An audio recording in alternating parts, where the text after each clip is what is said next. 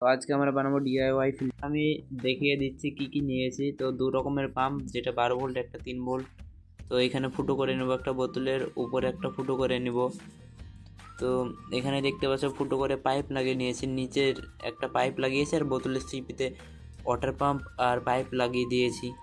আপনারা চাইলে 12 ভোল্টের মোটরটা ভালো হয় ব্যবহার করা, কারণ এটা সাদাটা তাড়াতাড়ি নষ্ট হয়ে যায় 3 ভোল্টের। তো দেখতে পাচ্ছ এখানে আমি স্পঞ্জ ফিল্টার ব্যবহার করেছি।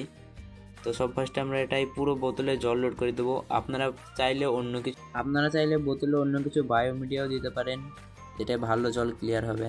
পারলেন জল লোড করে নিয়েছি। এর ভিতরে আমি দিয়েছি পাথর, একটা লেয়ারে দিয়েছি পাথর, একটা লেয়ারে দিয়েছি মাটির টুকরো, মাটির হাড়ির টুকরো ভেঙে, আর একটা লেয়ারে দিয়েছি স্পঞ্জ। তো দেখতে পাচ্ছ কি সুন্দর ক্রিস্টাল ক্লিয়ার জল বেরাচ্ছে পাইপ থেকে।